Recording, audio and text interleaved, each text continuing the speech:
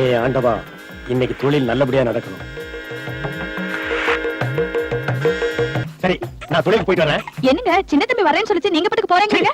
அந்த நாய் முகத்துல காலையில முடிச்சு போனா ரத்த காய்ச்சி ஏற்படும். அவன் வரதுக்கு முன்னாடியே நான் போயிடுறேன்.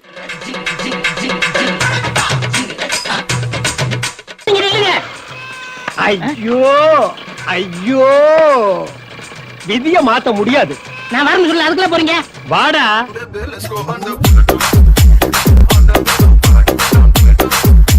இவங்களை அடையாள காட்ட வேண்டியது என் வேலை, அழிக்க வேண்டியது உன் வேலை. யாராவது மேல அதிகாரி ஊமத்துல எங்க இருக்கா? ஒரு கலவரத்தை வித்தியாசமா அடக்க போயிருக்காரு சொல்லு. போய் சொல்லுனா நான் யாருன்னு எல்லாருக்கும் நிரூபிக்கிற நேரம் இது. அப்பா, எத்தனாயிரம் வருஷத்துக்கு இப்படி நெஞ்சுரிய மரத்து மேல ஏறி இறங்கி பதினி இறக்குறது? இது கம்ப்யூட்டர் காலம். மரத்துக்கு பக்கத்துல ஒரு லிப்ட் வைங்கடா, சுவிட்ச தட்டுன்னு சர்ன்னு மேல போய் பதினி இறக்கிட்டு சர்ன்னு கீழே வரலாம்.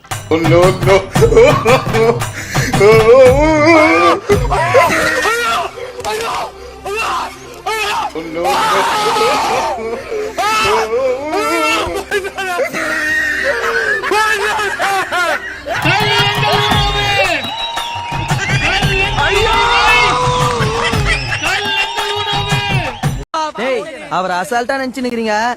ஒரு டைம்ல அவரை பார்த்து அலறாதனே கிடையாது தெரியுமா? இந்த ஏரியால நீ மட்டும் தான் கடை வச்சிருக்க, வேற யாரும் இல்லைன்னு ஆணவத்துல ஆடுறல. உன் ஆணவத்தையும் அக்கிரமத்தையும் அழிக்கிறதுக்கு பூமியில ஒருத்தன் பிறந்திருப்பான்டா. அவன் நிச்சயமா ஒரு நாளைக்கு வருவான்டா. வந்துட்டாடா. ஹீரோ இன்ட்ரோடக்ஷனா? மிளகா சட்னி எடுத்து மூஞ்சில ஊத்திடுவேன்.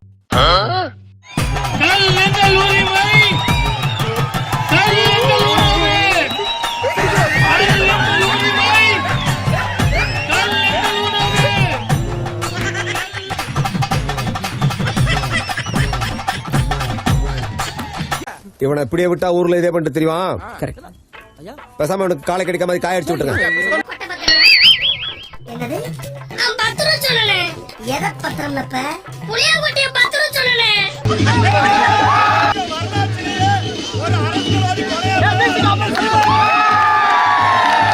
நான் பதினிக்காக பானையில சுண்ணாம்பு தடவை மேல கவுத்துட்டு வந்தா எந்த நாயோ மேல போய் அந்த பானையை மாத்திட்டு எம்டி பானையை கவுத்து கல்லா இறக்கி குடிச்சிட்டு இருக்கு.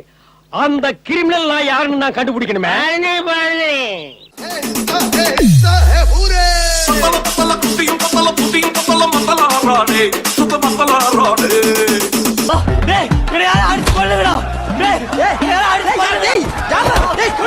சட்டம் போட்டு கூண்டல நீ அடைச்சாலும் எங்க உணவு கல்லு அதை இறக்குவோம்னு சொல்லு. எங்க உணவு கல்லு அதை இறக்குவோம்னு சொல்லு. எங்க உணவு கல்லு அதை இறக்குவோம்னு சொல்லு. என் வாழ்வியலோடு கலந்த உணவு கல்லு உணவுன்னு அவர் சொல்லியிருக்காரு. அப்படின்னா தினமும் அதுதான் சாப்பிட்டுட்டு இருக்காங்களான்னு நான் கேட்க விரும்புறேன். கல்லு உணவு தானா? குழந்தைங்களுக்கு எல்லாம் காலைல எழுந்துச்சுன்னா அதுதான் கொடுக்குறாங்களா? வந்து மௌன விரதம். டாஸ்மாக் மூலமாக சாராயம், அந்நிய நாட்டு மது வகைகள்லாம் விற்பனை செய்யப்படுகிற போது கல்லி ஏன் விற்பனை செய்யக்கூடாது என்று கேள்வி எழுப்பினால் அதை என்னால் புரிந்து கொள்ள முடியும். ஆனால் கல்லை உணவு வகையில் சேர்த்து ஆகவே கல்லை வந்து இறக்கிறதுக்கு அனுமதி கொடுக்கணும் அப்படின்ற அவங்களுடைய வரையறுப்பை நான் ஏற்கவில்லை. என் வாழ்வியலோடு கலந்த உணவு எந்த கொம்பாதி கொம்பனுக்கு விட்டு கொடுக்க முடியாது. நீ டாக்டரா? பார்மசி படிச்சிருக்கியா? அப்ப பாருங்க இங்க நபர் எந்த கொம்பாதி கொம்பனுக்கு விட்டு கொடுக்க முடியாது. ஐயோ, கைப்புள்ள அருவலோட கிளம்பிட்டானே. இன்னைக்கு எத்தனை தலை ஊர்ல போதோ தெரியலையே. நவீன காலகட்டத்தில் இப்படியாக போராடி கொண்டிருக்கிற ஒரு தமிழ் சமூகம் இப்ப போய் நான் பணம் ஏறுறேன், நீ கல்லடி, அவ வெளிநாடு நல்லது இல்ல உள்நாடு சாரை நல்லது சொல்ற ஒரு தற்கூறிய அரசியல் நாகரிகமற்ற ஒரு கோமாளிய தன் பிழைப்பு வார்த்தைக்காக ஒரு சமூகத்தையே முட்டாளாகக்கூடிய ஒரு அரசியல் ஒருத்தன் பண்றானா? நம்ம மாப்பிள்ள பாக்குறத பொறி உண்ட மாதிரி பாப்ல ஆளு செம்ம காமெடி பண்ணுவாப்ல. வேலைக்கே போறதுல குடும்பத்தை காப்பாத்துறதே இல்ல. டேய், உழைச்சு சாப்பிடுங்கடா. இந்த பார் 6 மாசம்தான். ஒரு நாள் இந்த அதிகாரம் எனக்கு சிக்கும், ஒரு நாள் இந்த அதிகாரம் எனக்கு சிக்கும். மூஞ்சப்பாரு மூஞ்சியும் முகர கட்டையும் இந்த மூஞ்சில முடிச்சா பொடிக்கு போயில சிக்குமா? வச்சு செஞ்சு விட்டுருவேன், பூராத்தை வச்சு செஞ்சு விட்டுருவேன். அப்படியே ஒரே புடுங்க புடுங்கி இங்க நட்டுருப்பாரு. வாய் என்ன வாயை வச்சுட்டு இது பேசுது. சம்பவத்தை நீங்க எப்படி சார் பாக்குறீங்க? உலகத்திலேயே முதல் முறையாக பனைமரத்துல படிக்கட்டு செஞ்ச ஒரே ஆள் யாருன்னா நம்ம தற்கொலை சீமான். இனிமே சாவுகாசு ஆகாதியா. இன்னைக்கு ஒரு நேரத்தை ஒதுக்கி வம்பு சண்டை இழுத்து அப்படியே கட்டி பண்ண உண்டு அப்படியே கட் பண்ணிக்கிற வேண்டியதான். பனைமரத்துல எல்லாம் படிக்கட்டு வச்சுக்க பாத்தீங்களா? பாத்தீங்களா? மெயின் அதாவது எல்லா மீடியா கூப்பிட்டு பனைமரத்தை படிக்கட்டு வச்சு காட்டுங்க பாருன்னு சொல்லி அதுலயும் வைக்கமே இல்லாம மேல ஏறி கல்லறை நீ பழனிக்கே பால் காவடி எடுத்தாலும் ஒரு அடி நகராது. பனை தென்னை என்பது விவசாயம். அங்க இன்னைக்கு பல்லாயிரக்கணக்கான பனை விதைகளை தூவி வருகிற எனக்கு இல்ல, எனக்கும் பின்னாடி வருகிற என் தலைமுறைக்கு பனை அதை நினை என்பதுதான் எங்களுடைய மந்திரம். பனை அதை நினை, தாயை போல் கட்டி அணை அணை என்பதுதான் எங்களுடைய மந்திரம். ரொம்ப கஷ்டம் ப்ரோ, ரொம்ப கஷ்டம் ப்ரோ. இவங்களெல்லாம்டா டேய் நான் வென்று வந்து இதே பனையில கட்டி வச்சு வெளுக்கிறேன்டா டேய். ஐயோ பயலுகளா, சேட்டை. நம்ம பண்ணையர்னவரையும் ஆடு மேய்ச்சவனையும் மாடு மேய்ச்சவனையும் ஐஏஎஸ் ஆக்கணும், ஐபிஎஸ் ஆக்கணும், முதன்மை செயலாளர் ஆக்கணும், நீதிபதி ஆக்கணும் போராடிக்கிட்டு இருக்கோம். 2000 ஆண்டு கால கொடுமையை தீர்க்கிறதுக்கு இன்னும் முடியலன்னு இருக்கோம். இன்னைக்கு நிலைமை தான். இன்னைக்கு உச்சநீதிமன்ற நீதிபதிகள் பாத்தீங்கன்னா 35 உச்சநீதிமன்ற நீதிபதிகள், அதில் 33 பேர் உயர் ஜாதியினர், அதாவது பிராமணர்கள். 789 நபர்கள் உயர்நீதிமன்ற நீதிபதிகள், 600க்கும் மேற்பட்டவர்கள் பிராமண வகுப்பை சார்ந்தவர்கள், குறிப்பாக பார்ப்பனவர்கள். இன்னைக்கும் முதன்மை செயலாளர் இருந்து, கிரிக்கெட்ல இருந்து, ஊடகத்துல இருந்து, அணுகுடை களத்துல இருந்து, ஐஐடில இருந்து எல்லா உயர்கல்வி கட்டமைப்பிலுமே யார் இருக்குன்னா பார்ப்பனர்கள் இருக்காங்க. இப்படி இருக்கிற பொழுது ஒரு ஐஐடில போய் முதன்மை தலைமை பதவியை தக்க வைப்பது எப்படி, அல்லது அதை அடைவது எப்படி அப்படின்னு ஒரு பாடம் நடத்திக்க வேண்டிய ஒரு இக்கட்டான கால சூழல். அதாவது ஒரு நவீன காலகட்டத்தில் இப்படியாக போராடி கொண்டிருக்கிற ஒரு தமிழ் சமூகம். இப்ப போய் நான் பணையேறேன், நீ கல்லடி, வெளிநாடு சாலை நல்லது இல்ல, உள்நாடு சாலை நல்லதுன்னு சொல்ல ஒரு தற்கூறிய அரசியல் நாகரிகமற்ற ஒரு கோமாளிய தன் பிழைப்புக்காக ஒரு சமூகத்தையே முட்டாளாகக்கூடிய ஒரு அரசியல் ஒருத்தன் பண்றானா நம்ம எப்படி எடுத்துக்கிறது? யோ பேசு பேசியா பேசுறா பேசுறா பேசுறா பேசி கௌத பாடு. எதற்காக இந்த வேலையை நான் செஞ்சேன்? நான் இதுல ஏறத்தான் தயாரா இருந்தேன். என் தம்பியா வேணாம் இந்த படிக்கட்டு எல்லாருமே அதுலதான் ஏறம் வான்ட்டான். என் தம்பியா வேணாம் இந்த படிக்கட்டு எல்லாருமே அதுலதான் ஏறம் வான்ட்டான். தெரிஞ்சுக்கிட்டீங்களா? இப்ப புரியுதா? சூப்பர் பேருப்பா. மேல சொல்லு, மேல. நான் வரும்போது இதுவும் தேவைப்படாது, விசை ஏணி வச்சிருக்கேன், தட்டினா கரகரன்னு கொண்டு விட்டுரும். ஏய் வாய முன்னேந்து போட, எதா அசியமா பேசிட்டு போற. அன்றிலிருந்து இது என்னோட இணைந்து இருக்கு. இந்த பனை, இந்த ஆடு மாடு வளர்த்தல், வேளாண்மை செய்தல் எல்லாம் ஏதோ புதுசா நான் செய்யறேன்னு. உன் பையன் எங்க படிக்கிறான்? அமெரிக்கன் இன்டர்நேஷனல் பள்ளியில. ஏன் எங்க படிக்க வைக்கிறான்? ஆனா ஐஏஎஸ் ஐபிஎஸ் ஆக்கணும் தான். அப்போ உன் பையன் படிச்சு மேல இருப்பான். இந்த மாதிரி ஏழை பாலக அந்த மரத்துல ஏறி இறங்கி விழுந்து செத்து ஓடாத்தியனும் நீயும் தெலுங்கு பொண்டாட்டி பிள்ளைகளும் நோக்காம எங்களை ஏமாத்தி எங்க முதுகுல சவாரி செய்வீங்க. எப்பயாச்சும் இருக்கக்கூடாது, எப்பயுமே அந்த பழக்கம் உனக்கு இருக்க கூடாது. என் ஊர்ல கல்ல இருக்குன்னு சொந்தக்காரன் புறம் பிடிச்சிட்டு போயிட்டான். போலீஸ் ஸ்டேஷனே இருக்காதுன்ட்டு. இருந்தாலும் கடலமுத்து ரொம்ப ஸ்ட்ரிக்ட்டுப்பா. சிட்டா இல்லைன்னா உங்க முன்னால எல்லாம் உத்தியோகம் பார்க்க முடியுமா? தகர்த்தறிஞ்சிரும் பாத்துக்கிட்டேன். ஏயா சும்மா என் சர்வீஸ்ல இந்த மாதிரி ஒரு கேவலமான ஜென்மத்தை நான் பார்த்ததே இல்ல சார். அந்த முருகன் தன்மானமிக்க தமிழ் மகனா என் தாத்தை என் பாட்டன் பேரனோட நிக்கிறா, ஊரானோட நிக்கிறானான்னு பாத்துருவோம். எவனோட என் பாட்டை நிக்கிறான்னு பாத்துருவோம். மாடு மேய்க்க போறேன், ஆடு மேய்க்க போறேன், படிப்புலாம் தேவையில்லைன்னு ஒருத்தன் சொல்றான். அவன் எவ்வளவு பெரிய உச்சகட்ட அயோக்கியப்படா இருக்கேன். இந்த மாதிரி அரசியல்வாதம் நம்ம நீங்க வலதுசாரி நின்றுலாம். பாஜக என்ன கேட்டா குறைஞ்சபட்சம் அதோடைய முகத்தை காட்டி நிக்குது, பிரச்சனை கிடையாது.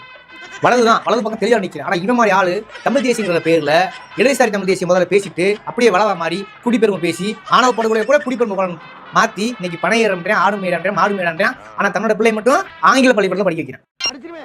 கோனே பாசடா கான.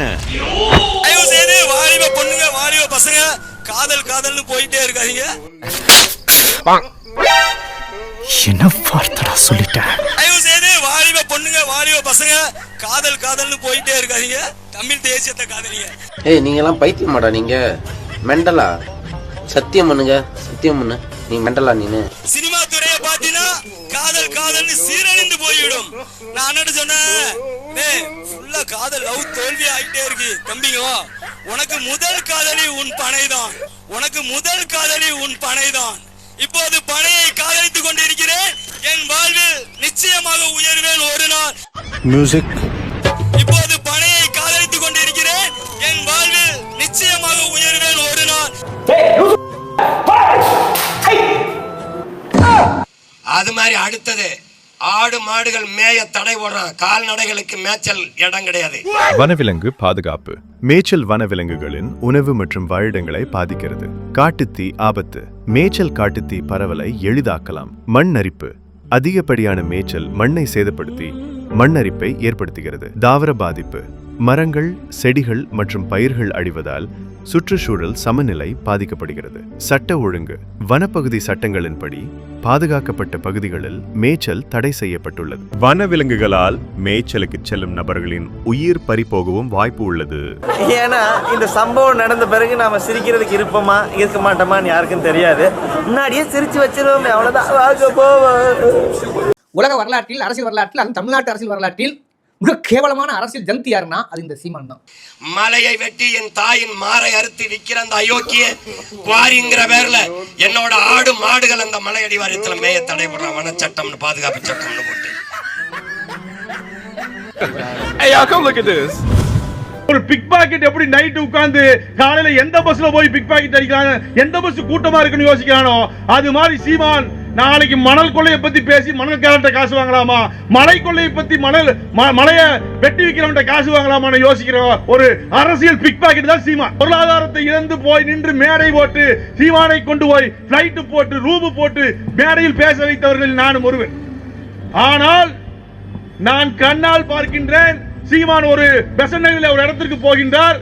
அங்கே போகும் பொழுது ஒரு அலுவலகத்துக்குள்ள போறார். அந்த அலுவலகத்தில் ஒரு செக்கை கொடுக்கின்றார்கள். அந்த செக்கை வாங்கிட்டு வந்து அந்த செக்கை என்கிட்ட கொடுக்குறாரு. எவ்வளவு நான் பார்த்து 10 லட்சம் எனக்கு தெரியல, என்ன யார் என்னன்னு தெரியல.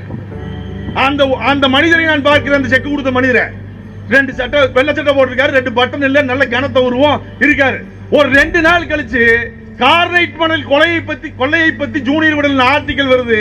எவன் அந்த செக்கை கொடுத்தானோ அவன் போட்டோ போட்டிருக்கு. வைகுண்டராஜன், கார்னைட் மணல் கடத்தல் வைகுண்டராஜன்.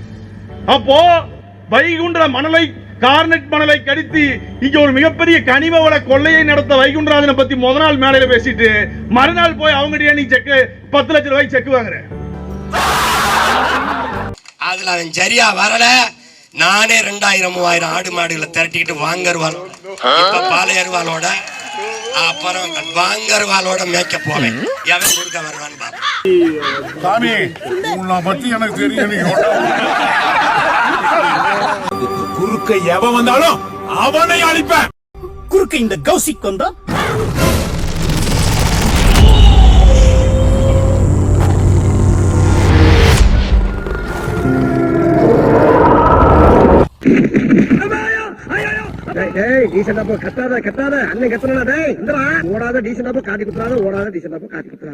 இதெல்லாம் நம்மளுக்கு பணக்கப்பட்டதா ஓடாத சொன்னா பிச்சு விடும். ஏய், எத்தனை விதமான சிலம்பு இருக்கு, அத்தனை விதமான சிலம்பையும் கத்த வேணாம். இந்த ஆஸ்ட்ரிச் தெரியுமா, நெற்கோழி எப்படி இருக்கும், நெற்கோழி அது ஒரு முட்டை பாத்திரியா, வாவ் இவ்வளவு பெரிய முட்டை அந்த மாதிரி இருக்கும். ஆனா முட்டை போடுற கோழிக்கு தான் தெரியும் குண்டி வெளினா என்னன்னு. நான் வழக்க சொன்னதுக்கு அப்புறம் கூட பக்கத்துல உட்காந்துருப்பியா? இல்லவா பட இல்லவா. குறுக்க வேணாது வந்தா குறுக்கு ஒடிஞ்சு போயிரும். குறுக்க வேணாது வந்தா குறுக்கு ஒடிஞ்சு போயிரும். உலகத்திலே எனக்கு மகிழ்ச்சியானது எதுன்னு சிறையில் இருக்கிறதா. நீ உண்மையிலே நாணயமானவன் தான், ஒரிஜினலா இருந்தா, உண்மையிலே வலதுசாரி இல்ல, சாதி வெறி நீ இல்லைன்னு சொன்னா, அரசோட ஏவல் நாயா நீ இல்லைன்னு சொன்னா, உன்னைய பார்த்து எதிரி வந்து தொலை நடுங்கணும். திமுக விட எங்க சீமான் தான் இதுன்னு சொல்லி அவன் டிக்ளேர் பண்ணணும். அப்பத்தான் நீ நாணயம் அர்த்தம்.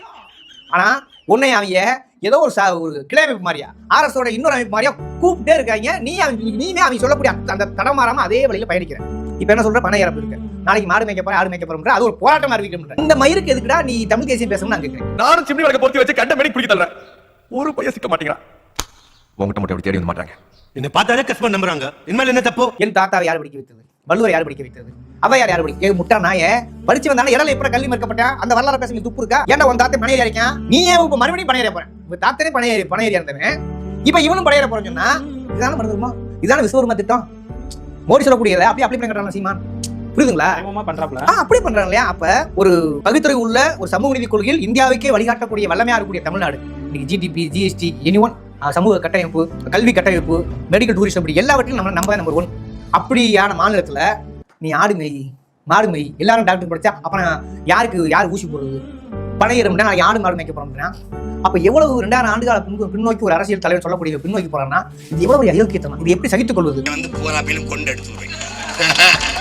சாவுல புளிய மருந்து கொஞ்சம் சாவும்ல, செத்த பையில தூக்கு போட்டு சாவு. இல்ல சொல்றேன் கேளு, இந்த பனைமரங்களை பனை மரத்துல வச்சு அப்படியே ராவு செத்த பையில.